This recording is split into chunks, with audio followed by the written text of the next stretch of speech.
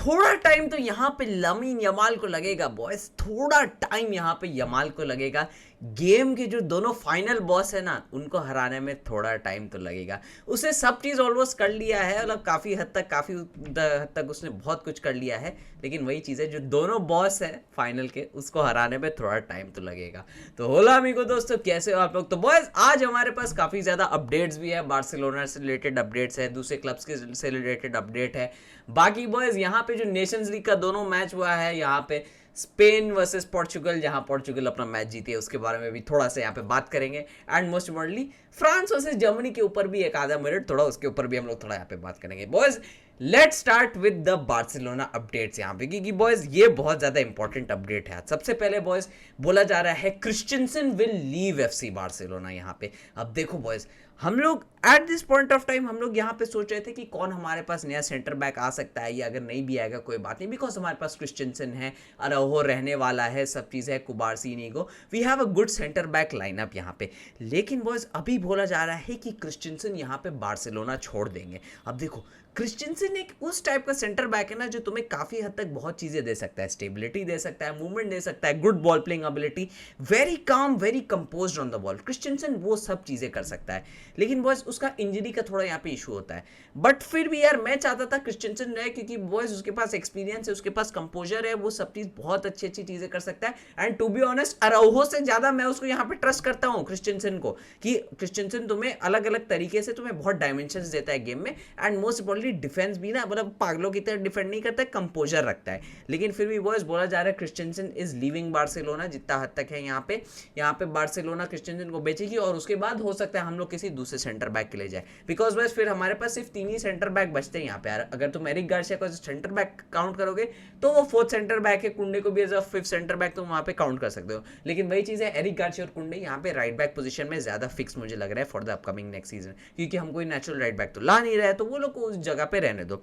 लेकिन boys anyways देखना पड़ेगा दूसरा कौन सेंटर बैक आएगा, उसके बारे में हमें आगे कभी खबर मिलेगी। दूसरा चीज बॉयज बोला जा रहा है यहाँ पे कि फ्रेंकी डियोंग अपना कॉन्ट्रैक्ट रिन्यूअल बहुत जल्द करने वाला है। अब देखो, फ्रेंकी का इस सीजन का स्टार्टिंग में ही काफी ज्यादा उसका इशू बन रहा था। उसने इंटरव्यू वगैरह में बोल दिया था कि मैं तो चाहता था कि मैं और ट्रॉफीज वगैरह जीतूं, मैं चाहता था कि बार्सिलोना में आता तो मेरा ड्रीम था and we should have one more trophies. लेकिन उसके बाद से जो डियोंग ने खेला है ना, मतलब हांसी फ्लिक के सिस्टम में बिल्कुल ना, वो बिल्कुल एक पजल पीस की तरह वहां पे सेट हो गया था। कितना बढ़िया खेला उसने, अपना प्ले स्टाइल चेंज किया, सब चीज चेंज किया to suit to the system of the game, to suit to the system of Hansi Flick. अब जब हांसी फ्लिक उसको अनलीश किया, उसके बाद वो पूरा बवाल, one of the best midfielders in the world की तरह वहां पे खेला है। ऑल्दो पेड्री का परफॉर्मेंस उसको ओवर शैडो कर गया, बट देन फ्रेंकी ने भी जो काम किया है ना, लिटरली डबल पिवट में, that has to be notice. Frenkie बहुत अच्छा खेला वहाँ पे, इस वजह से अब बोला जा रहा है फ्रेंकी का बहुत जल्द यहाँ पे कॉन्ट्रैक्ट रिन्यूअल हो जाएगा। फ्रेंकी यहाँ पे बोल रहा है सब चीज़ करेगा, बोला है, ऑल्दो वो 100% सर्टन नहीं है, क्योंकि बोलता है कि कुछ जो हो सकता है कि लास्ट मिनट में कुछ चेंज हो जाए, बट 99% यहाँ पे है कि फ्रेंकी अपना कॉन्ट्रैक्ट रिन्यूअल करेगा। ऑफकोर्स क्यों नहीं करेगा भाई, इतना बढ़िया लेवल पे खेला है फ्रेंकी, यहाँ पे सबको पेल पाल दिया है पूरे सीजन में, तो फ्रेंकी का यहाँ पे खेलना बनता है। बॉयज अब थोड़ा यहाँ पे बात कर लेते हैं जोब बेलिंगहम के बारे में, बिकॉज बॉयज जोब बेलिंगहम यहाँ पे सनडरलैंड से डॉर्टमंड उसका हियर वी गो हो चुका है। जोब बेलिंगहम जूड बेलिंगहम का यहाँ पे छोटा भाई है, एंड बॉयज बोला जाता है टेक्निकली वो बहुत ज़्यादा साउंड है। अब जोब बेलिंगहम को मैंने उसको बहुत ज़्यादा खेलते हुए नहीं देखा है, लेकिन बॉयज वही चीज़ है, डॉर्टमंड एक ऐसी जगह है जहाँ पे तुम कोई भी रॉ टैलेंट भी दो ना, वो उसको एक नेक्स्ट लेवल पर तैयार करते हैं, और उसके बाद जो बेचते हैं ना, मतलब 100 मिलियन 150 मिलियन में बहुत ज़बरदस्त लेवल का वो लोग बना देते हैं प्लेयर को। इसीलिए इतने अच्छे अच्छे टैलेंट्स वहाँ से निकल के आए, जो भी प्लेयर्स वहाँ जाता है अच्छे लेवल पे परफॉर्म करता है यंग प्लेयर्स को। तो इसीलिए अब यहाँ पे जो बेलिंगहम भी गया है, देखते हैं वो अपना वहाँ पे कैसे अपना टर्न आउट करेगा उसका करियर वहाँ पे, we have to see for that.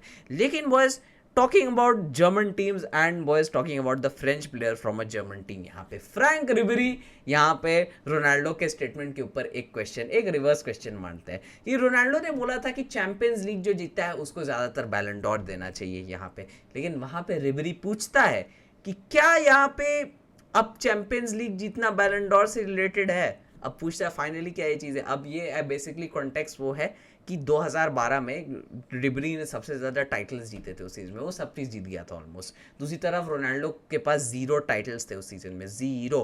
बाकी सब भी, मेसी ने गोल्डन बूट वगैरह से वो सब चीज़ जीता था, ला लीगा का वो सब चीज़ जीता था, ला लीगा ट्रॉफी वगैरह, लेकिन बैलन डॉर दिया गया था रोनाल्डो को। अब बॉयज़ यही चीज़ है यार, देखो मैं रिबरी से टू सम एक्सटेंड अग्री करता हूँ कि यार वहाँ पे हो सकता है कि टाइटल्स को वहाँ पे थोड़ा कंसिडर किया जाना चाहिए, लेकिन बॉयज वो जो रोनाल्डो का सीजन था ना, ऑन अ पर्सनल लेवल बवाल खिला था। वही चीज़ मैं बोलता हूँ ना कि तुम बहुत चीज़ें ना स्टैट्स में नहीं दिखती, बहुत चीज़ें ना टीम ट्रॉफीज में नहीं दिखती, बहुत चीज़ होती है ना ऑन फील्ड दिखती है कि वो ऑन फील्ड इम्पैक्ट क्या था रोनाल्डो का।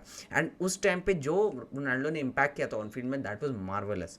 अब उसकी वजह से ज़्यादा वेटेज उस चीज़ को दे दिया गया था, अब वो ज़्यादा पीआर था रोनाल्डो का, क्या था I don't know, but Ribery is still यार उसको बैलन डॉर जीतना चाहिए। लेकिन बस छोड़ो यार, पुरानी 13 साल पुरानी बातें, अब क्या क्या करना है इस चीज़ का।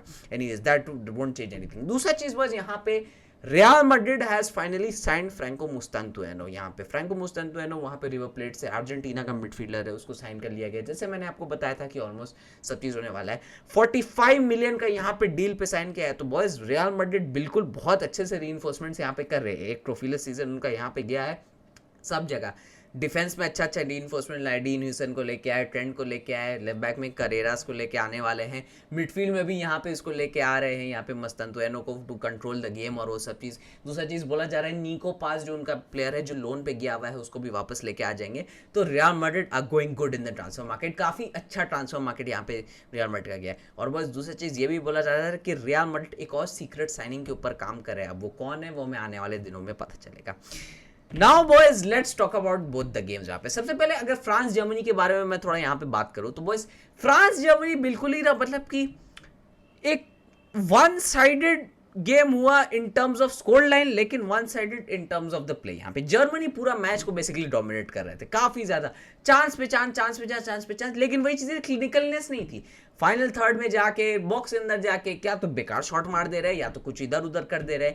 इतना हाइप है फ्लोरियन वर्ड्स का, वोल्डे मार्टे का, इसका उसका, अच्छा खेल है, but then you have to provide the final blow ना। मतलब ठीक है यार, नेशंस लीग फ्रेंडली टूर्नामेंट है जो भी है, लेकिन थर्ड प्लेस जब तुम अपनी कंट्री के लिए खेल लो ना, बात अलग हो जाता है वहाँ पे। इस वजह से यहाँ पे जर्मनी ने अपने काफ़ी ज़्यादा चांसेस वेस्ट किए। दूसरी तरफ फ्रांस ने भी काफ़ी ज़्यादा चांसेस वेस्ट किए। बस don't get me wrong, Mbappe ने बहुत चांसेस वेस्ट किए, मतलब लिटरली 1-on-1 में आके इधर उधर कर दे रहा था, इधर बॉल मारा उधर मारा, टच टेकन की छाती पे मार दे रहा है। लेकिन फिर भी बॉयज उसने जो गोल मारा दैट वाज गुड, टच लेके एक तो कट इन करके गोल मारा। दूसरा चीज उसने ओलिसे को वहां पे सेटअप किया फॉर द गोल। अब यार वो टू बी ऑनेस्ट एम्बापे वहां पे खुद गोल मार सकता था, लेकिन उसका कॉन्फिडेंस इतना डाउन हो चुका था कि वो बोला कि यार चलो जो फ्री गोल आ रहा है, मतलब फ्री सेटअप हो रहा है ओलिसे, उसको वहां पे दे दो। लेकिन बॉयज जर्मनी अभी उन लोग का स्थिति खराब लग रहा है। आई डोंट नो कब ये चीज़ बेटर होगा, क्योंकि डिफेंस उतना अच्छा नहीं है, मिडफील्ड चल नहीं रहा है, अटैक में भी काफ़ी ज़्यादा इश्यूज है, टीम सेट नहीं हो रहा है जर्मनी का। फ्रांस का यार मिडफील्ड अगर सेट हो जाए तो लोग और बेटर खेल सकते हैं, लेकिन थोड़ा ऊपर नीचे वो लोग का भी है। मेन चीज़ है बॉयज, जर्मनी का बेस्ट प्लेयर था ऑन द पिच टर स्टेगन, मतलब that says a lot about Germany वहाँ पे। एनीवेज बॉयज यहाँ पे let's talk about the big game आज का। यहाँ पे पोर्चुगल जीती है स्पेन से पेनल्टीज में जाके, मतलब what a game it has been boys, what a game. मतलब 90 मिनट्स प्योर एंटरटेनमेंट, 120 मिनट्स बीच बीच में पूरा, मतलब थोड़ा थोड़ा लग रहा था कि कुछ फेजेस में गेम काफ़ी ज़्यादा स्लो हो गया है, बस left to right ball move हो रहा है, पोजीशन टर्नओवर हो रहा है, बट देन जिस क्वालिटी का गेम हुआ ना, that was very really good. काफ़ी ज़्यादा क्लीन गेम, बेकार में ज़्यादा फाउल्स नहीं हो रहे थे।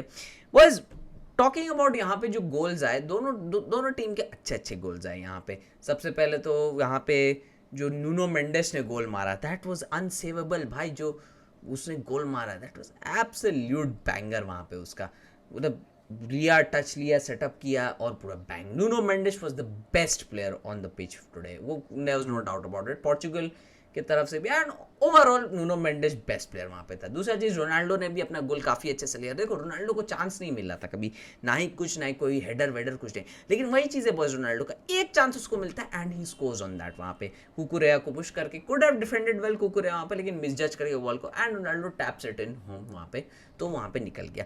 दूसरा चीज़ स्पेन के भी गोल्स अच्छे हुए यहाँ पे, और जबाल ने बढ़िया यहाँ पे सेटअप किया। उसके बाद वहाँ पे जॉन नेवेस और रूबेन डियास का मिस्टेक की वजह से वहाँ पे जुबिमेंडी ने गोल मार दिया था। लेकिन वही चीज़ है वो, स्पेन पूरा ज़्यादातर पोजीशन डोमिनेट कर रही थी। फेजेस में गेम अच्छा चल रहा था, ज़्यादातर स्पेन अपना फेजेस में अच्छा गेम चला रही थी, गेम को पूरा कंट्रोल करके रखते।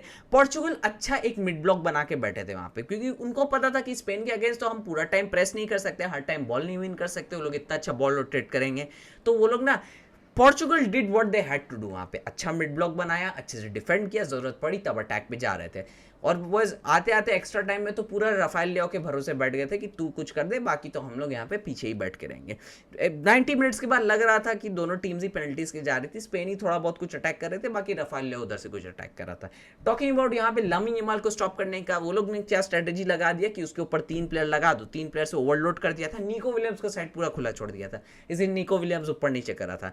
लामिन यमाल आज थोड़ा टायर्ड लग रहा था, ही वॉजंट एट हिज बेस्ट आज लग रहा था, वो क्योंकि टेकॉन्स वगैरह भी ज़्यादा नहीं कर रहा था, उसके ऊपर 3 प्लेयर लगा दिए थे, और सबसे बेस्ट तरीका उसको रोकने का, जहाँ भी वो निकल रहा था उसको फाउल कर दे रहे, जहाँ निकल रहा है उसको फाउल कर देते। बाकी बॉयज पेड्री बॉल्ड, ओयारज़ाबाल बॉल्ड, उस तरफ से विटीनिया आज उतना अच्छा नहीं खेला जितना हाइप बना था विटीनिया का आफ्टर द यूसीएल फाइनल, लग रहा था फटीक दिख रहा था उसके अंदर यार, सब प्लेयर्स के अंदर फटीक दिख रहा था कि इतना फुटबॉल खेलने के बाद, पूरा सीजन खेलने के बाद फिर यहाँ पे आके खेल लें। लेकिन boys anyways Portugal did what they had to do, और लास्ट में वो लोग वहां पे निकल गए। स्पेन ने अपने चांसेस वेस्ट किए, Portugal took their chances, that is what mattered यहाँ पे। और पेनल्टीज में भाई lord Alvaro Morata, everyone did well, Morata आता है भाई, you were bought on the pitch to score that penalty, तुमको सिर्फ पेनल्टी के लिए उतारा गया था एंड यू मिस दैट। लेकिन वो वही चीज है, इंपॉर्टेंट मोमेंट हो और मोराटा पेनल्टी ना मिस करे, that doesn't go well hand in hand, है ना। एनीवेज तो यहाँ पे मोराटा मिस करते हैं, एंड अनदर ट्रॉफी फॉर यहाँ पे क्रिस्टियानो रोनाल्डो। ऑल दो बहुत लोग बोल रहे हैं फ्रेंडली ट्रॉफी ठीक है, सब चीज़ें, नहीं बस वही चीज़ होता है ना, कंट्री के लिए जब तुम एक ट्रॉफी जीतते हो, दैट इज़ व्हाट, वो इमोशन बहुत ज़्यादा मैटर कर जाता है वहाँ पे, वही चीज़ यहाँ पे रोनाल्डो के लिए मैटर किया है।